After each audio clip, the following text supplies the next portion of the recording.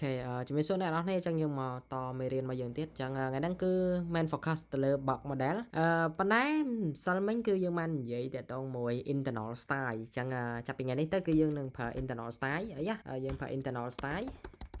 ចឹង internal style គឺយើងប្រើ text style មកហើយយើងចាប់វាយកមកដាក់ style ចឹងឥឡូវឧទាហរណ៍ថាខ្ញុំមាន p មួយខ្ញុំដាក់ថា hello class អីចឹងណាឧទាហរណ៍ណាបាទហើយខ្ញុំចង់ style វាអញ្ចឹងយើងធ្វើការចាប់ជាមួយនឹង p ហ្នឹងមកចាប់ p ហ្នឹងមកខ្ញុំចាប់ p មកហើយខ្ញុំចាប់ប្រាំដាក់width ឲ្យវាអូខេអញ្ចឹងខ្ញុំដាក់ width 150 pixel ហើយខ្ញុំដាក់ height ឲ្យវាគឺ150 pixel ដូចគ្នាតែមកនេះខ្ញុំដាក់ background color ឲ្យវាគឺពណ៌ខ្មៅហើយខ្ញុំប្រើជាមួយនឹង color វាទៅជាពណ៌ឲ្យវិញពណ៌សវិញមកបាទហើយអញ្ចឹងមកហើយខ្ញុំចុចមកស្រាំយកពាក្យថា open visualizer មើលលទ្ធផលរបស់វាគ្នាឃើញណាឃើញនេះឃើញណាបាទហើយអូខេឥឡូវខ្ញុំចាប់ប្រើយើងរំលឹកបន្តិចទៅមួយកំណោងវិញអញ្ចឹងខ្ញុំដាក់មក border radius មកអញ្ចឹង10 pixel យើងបានកំណោងវា10 pixel ហើយគ្នាយើងឃើញបាននេះកំណោងវាហើយអក្សរវាអត់ទៅកដាលយ៉ាអក្សរហ្នឹងអត់ទៅកដាលអញ្ចឹងខ្ញុំចង់អក្សរហ្នឹងទៅកដាលហ្មងហើយកដាលនេះហ្មងអញ្ចឹងកដាលទាំងជួរកដាលជួរដេកហើយកដាលជួរឈរទៀតឲ្យវាមកកដាលហ្មងកាលពីវីដេអូមុនគឺយើងប្រើ text align តើ text align ទៅ center គឺវាមកកដាលហើយប៉ុន្តែកដាលហ្នឹងគឺកដាលជួរដេកគេនៅលើ horizontal line គឺវាមកកដាលប៉ុន្តែនៅក្នុង vertical line នៅក្នុងកម្ពស់ប្រឈរវានេះវាមកកដាលអត់ទេអញ្ចឹងបើចង់ឲ្យវាទៅទាំងពីរគឺគ្នាយើងឲ្យប្រើ display flex អូខេ and then យើងប្រើ justify content ទៅ center ហើយយើងប្រើ align item ទៅ center ដែរអញ្ចឹងយើងប្រើ3ហ្នឹងមកណាយើងប្រើ display flex justify ជាមួយនឹង align item គឺវាទៅកណ្ដាលហើយឃើញបានទេហើយតកតងមួយ flex គឺខ្ញុំនឹងបង្រៀនថែមនៅវីដេអូក្រោយទៀតអានេះគ្រាន់តែខ្ញុំរុញវាទៅកណ្ដាលឲ្យគ្នាយើងស្រួលមើលសិនទេហើយបន្តមកទៀតយើងថ្ងៃគេយើងឲ្យ font family sans serif ចុះប្រើ font sans serif ខ្ញុំចូលចិត្ត sans serif ជាងយើងចង់ឲ្យវារៀងធាត់តិចយើងប្រើ font weight ហើយយើងប្រើ bold មកអត់បានទេហើយវារៀងក្រាស់តិចហ្នឹងគេបានហើយតែឥឡូវខ្ញុំចាប់ផ្ដើម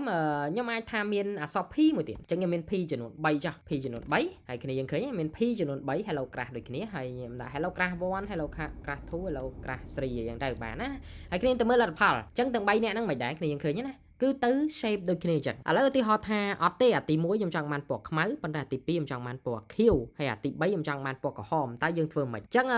យើងអាចធ្វើការដាក់ style ក្នុងនេះបាន style មកហើយខ្ញុំដាក់ style ហើយខ្ញុំដូរ background វា background color វាទៅពណ៌ red ទៅគឺវា red ហើយsorry ទី2នេះខ្ញុំចង់បាន blue ហើយបន្តមកទៀតកន្លែងនេះដូចគ្នាគឺខ្ញុំប្រើ style ដូចគ្នាមកនៅកន្លែងទី3ហ្នឹងហើយខ្ញុំដាក់ background color វាទៅពណ៌ red អញ្ចឹងគ្នាឃើញណាដាក់អញ្ចឹងមកគឺគ្នាយើងអាចទៅមើលបានទៅមើលជាមួយលទ្ធផលរបស់យើងបានឃើញពណ៌វាចេញមកអញ្ចឹងតើបានណាអូខេប៉ុន្តែជាក់ស្ដែងបើសិនជានេះគេអត់ប្រើអញ្ចឹងទេគេប្រើជាប្រភេទ internal style ដែរ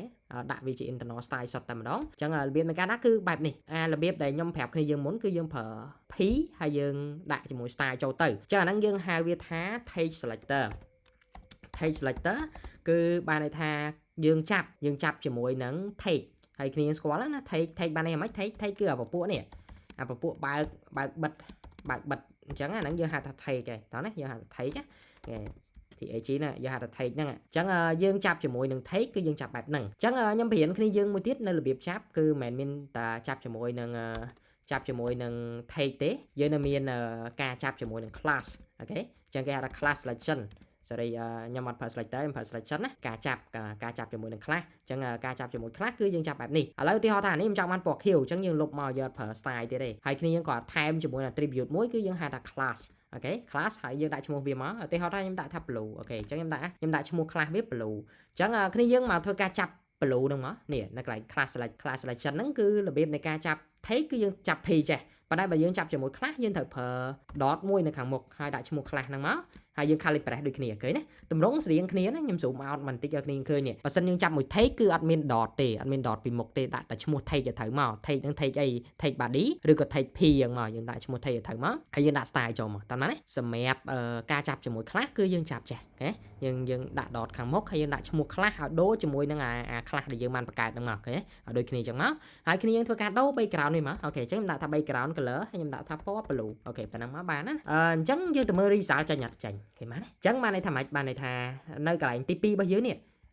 ពេលវាប្រើ P គឺវាយកតម្រងយកអីតាមអានេះទាំងអស់ប៉ុន្តែដោយសារតែវាមានរបស់មួយ special ជាងពីមុនគឺវាមាន class អញ្ចឹងបានន័យថា P របស់យើងយកតាមនេះប៉ុន្តែវាធ្វើការដូរ background ទៅតាម class របស់យើងតាមណាឃើញទេ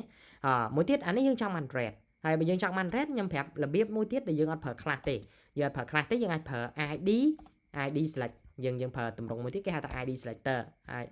ID selection ID selection អញ្ចឹងយើងអាចចាប់មួយ ID អញ្ចឹង ID មិនដាក់ថា ID rate អញ្ចឹងណាឈ្មោះដាក់ទៅតាមចិត្តរបស់គ្នាយើងណាអញ្ចឹងខ្ញុំដាក់ថា rate អញ្ចឹងមកហើយរបៀបនៃការចាប់តាម ID គឺយើងប្រើធុងជ្រូកយើងហៅថា hashtag យើងប្រើ hashtag sign នៅខាងមុខហើយយើងដាក់ ID ហ្នឹងមកតាមណា ID ហ្នឹងមកហើយយើងធ្វើការដូរទៅខ្ញុំដូរ background color វាទៅជា rate អញ្ចឹងឃើញណា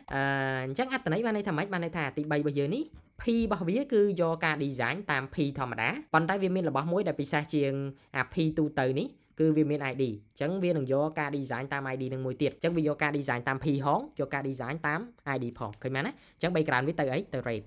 គ្នាយើងអាចទៅមើលបាននៅក្នុង result របស់យើងឃើញវាចេញ rate អត់ឃើញមែនណាឃើញចេញ rate អត់អូខេអូខេឃើញវាចេញ rate ណាការ select គឺយើងមាន3នឹងសំខាន់ទី1គឺយើង select តាម tag អូខេទី2គឺយើង select តាម class អូខេហើយទី3គឺយើង select តាម ID អញ្ចឹងតម្រងនៃការ select គ្នាយើងអាចរើសមួយណា select ក៏បានដែរប៉ុន្តែ mostly គឺគេប្រើ class selection framework មួយចំនួនធំគឺគេប្រើ class selection ទាំងអស់អញ្ចឹងគ្នាយើងរៀនឲ្យចេះប្រើនេះច្រើនតិចល្អអូខេចូលដល់ចំណុចសំខាន់នៅក្នុងមេរៀនយើងគឺយើងនិយាយតាក់ទង box model អញ្ចឹងខ្ញុំនឹងឲ្យគ្នាយើងមើលជាមួយនឹងនេះដំបូងគេនេះណាដំបូងគេ Hello Crash 1នេះគ្នាយើងចាំមើលណាអញ្ចឹង Hello Crash 1ហ្នឹងខ្ញុំសូមដាក់ឈ្មោះ class វាមកខ្លះវាហើយខ្ញុំដាក់ថា box 1ហើយខ្ញុំចាប់ box 1ហ្នឹងមកអញ្ចឹងខ្ញុំចាប់ box 1ហ្នឹងមកអូខេរបៀបនៃការចាប់គឺគ្នាយើងអាចចាប់តទេអញ្ចឹងណាចាប់មួយខ្លះត្រូវប្រើអីគេ dot ខាងមុខអញ្ចឹងណាdot box 1ហ្នឹងមកហើយខ្ញុំធ្វើការដាក់ជាមួយនឹង border វាអូខេអញ្ចឹង border ខ្ញុំសូមប្រើ border អីគេណាយើងប្រើ border 2 pixel ហើយខ្ញុំប្រើ solid តមកទៀតខ្ញុំប្រើពណ៌អីគេខ្ញុំប្រើពណ៌ red ចាស់ហើយគ្នាយើងទៅមើលបាននេះឃើញឃើញថាប្រអប់ទី1របស់យើងមិនដែលមានពណ៌ក្រហមព័ទ្ធជុំវិញហើយពណ៌ខ្មៅនៅ background ហើយមានពាក្យថា hello crash អូខេបន្តមកទៀតគឺឲ្យគ្នាយើងស្រួលមើលគឺខ្ញុំនឹងបន្ថយ width វាអញ្ចឹង width វាខ្ញុំសុំយកធ្វើ fit contain ហើយវាក៏ដូចគ្នាដែរខ្ញុំសុំយកធ្វើ fit contain ដូចគ្នាហើយគ្នាឃើញហ្នឹងឃើញអត់ឃើញប៉ុណ្ណឹងអត់ឃើញថាមានរឿងអីកើតឡើងគ្នាយើងអក្សរនៅក្នុងហ្នឹងហើយយើងមាន border ជុំវិញអូខេហើយយើងមាន border ហ្នឹងវាគៀកមួយអក្សរយកហ្មងគេវាគៀកមួយអក្សរយកហ្មងអញ្ចឹងខ្ញុំបញ្យល់គ្នាពី box model អញ្ចឹងឃើញតម្រងវាចាញ់ជាតម្រងប្រអប់អត់box model របស់យើងបានន័យថាតម្រងក្បួនខ្នាតរបស់ប្រអប់អញ្ចឹងនេះ box model នៅក្នុងអូខេ git for git ហ្នឹងគឺគ្នាឃើញណានេះនៅខាងក្នុងនេះគេហៅថា contain អាពណ៌ខៀវនេះអាពណ៌ខៀវនៅក្នុងនេះគ្នាឃើញម៉ៅខ្ញុំអត់អាពណ៌ខៀវនៅក្នុងហ្នឹងគេហៅថា contain គឺសំដៅលើអក្សររបស់យើងនឹងឯងបើយើងចង់ពហិកម្លាតនៅខាងក្រៅនេះគឺយើងប្រើ padding ឃើញ padding ហ្នឹងអត់ padding គឺពណ៌រៀងបៃតងនេះ padding គឺកន្លែងពណ៌រៀងបៃតងខ្ញុំអស់មករៀងធំតិចឲ្យគ្នាយើងស្រួលមើលនេះគេអាពណ៌រៀងបៃតងហ្នឹងគឺ padding ហើយអានៅក្រៅនេះពណ៌រៀងលឿងនេះអីគេអាហ្នឹង border ឃើញទេគ្នាយើងអញ្ចឹងនៅចន្លោះ border ជាមួយនឹងអក្សររបស់យើងពណ៌ខៀវមានអីគេនៅកណ្ដាលហ្នឹងមាន padding ឃើញទេចឹងឧទាហរណ៍ថានៅក្នុងលក្ខខណ្ឌនេះគ្នាយើងចង់ឲ្យអក្សរហ្នឹងរៀងឃ្លាតចេញពី border បន្តិចឲ្យអក្សរពណ៌សរៀងឃ្លាតចេញពីសុំជុំវិញពណ៌ក្រហមបន្តិចគ្នាយើងអាចបរិះ padding បានអញ្ចឹងខ្ញុំអាចដាក់ padding ចាំខ្ញុំដាក់ padding អញ្ចឹងខ្ញុំដាក់ padding 10 pixel padding 10 pixel មកហើយគ្នាយើងឃើញបានហើយមិនដែរគេវាមានកម្លាតតិចអត់កម្លាតខាងក្នុងហ្នឹងកម្លាតខាងក្នុងហ្នឹងគឺ border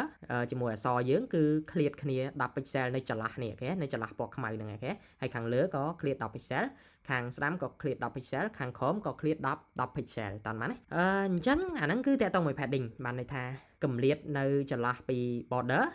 ធៀបជាមួយនឹងអក្សររបស់យើងនេះចាំគ្នាយើងខ្ញុំបញ្យល់ហើយមាននឹងថាពណ៌ខៀវហ្នឹងគឺអក្សរយើងហើយអា border នេះ border គឺសុំជុំវិញនឹងឯងហើយនៅ padding មាននៅចន្លោះកណ្ដាលនឹងឯងឃើញទេហើយចុះនៅក្រៅនេះអីគេនៅក្រៅនេះគឺគេហៅថា margin គេហៅ margin អញ្ចឹង margin គឺជាកម្លាតដែរប៉ុន្តែកម្លាតនៅក្រៅអីគេនៅក្រៅ border គ្នាឃើញទេ border ហើយมันមានកម្លាតខាងក្រៅហ្នឹងចឹងយើងមកកត់សម្គាល់មួយទៀតគ្នាយើងកត់សម្គាល់ជាមួយរូបរបស់យើងមួយទៀតចឹងមានឃើញអត់មានឃើញថានេះគ្នាមានឃើញថាអាក្រហមហ្នឹងគឺវានៅទន្ទឹមគ្នាមួយអាប្រអប់ពណ៌ខៀវនៅខាងក្រៅនេះដល់នេះខ្ញុំចង់ឲ្យកម្លាតអា border របស់យើងក្រហមហ្នឹងរៀងឃ្លាតចេញពីអាដើម page របស់យើងនេះហិតតែឆ្ងាយតិចអញ្ចឹងយើងដាក់ margin មួយដើម្បីពិសោធន៍មើលអញ្ចឹងដាក់ margin ចូលណាដាក់ margin 10 pixel ខ្ញុំដាក់ margin 10 pixel ផងគ្នាឃើញអត់មានរឿងអីកើតឡើងនេះឃើញទេកម្លាតវាឃ្លាតចេញពីគល់ហ្នឹងប្រហែល10 pixel ហើយវាស់ពីណាមកគ្នាយើងគឺវាស់ពី border មកអញ្ចឹងគ្នាយើងអាច យើងចាំជា basic សិនថា padding គឺជាកម្រិតខាងក្នុងនៅចន្លោះពី border ជាមួយនឹងអក្សរយើងហើយសម្រាប់ margin វិញគឺជាកម្រិតខាងក្រៅនៃប្រអប់រាប់ពី border យើងទៅកែមនៃ web page របស់យើងតោះណាទៅកែមនៅ web page របស់យើងរបៀបបែបហ្នឹងអញ្ចឹងនេះគឺជារូបមួយដែលគ្នាយើងត្រូវយល់ពណ៌ខៀវនេះគឺយើងហៅថា content ដែលយើងអាចនិយាយថាជាអក្សរហើយយើងមាន border ជុំវិញអញ្ចឹងបើយើងប្រើ padding គឺកម្រិតរវាង border ជាមួយនឹងអក្សរយើងតែបើសិនយើងប្រើ margin វិញគឺកម្រិត border ទៅកែមនៃ web page របស់យើងបានន័យថា padding គឺកម្រិតខាងក្នុងចំណែកឯ margin វិញគឺកម្រិតខាងក្រៅតាមណា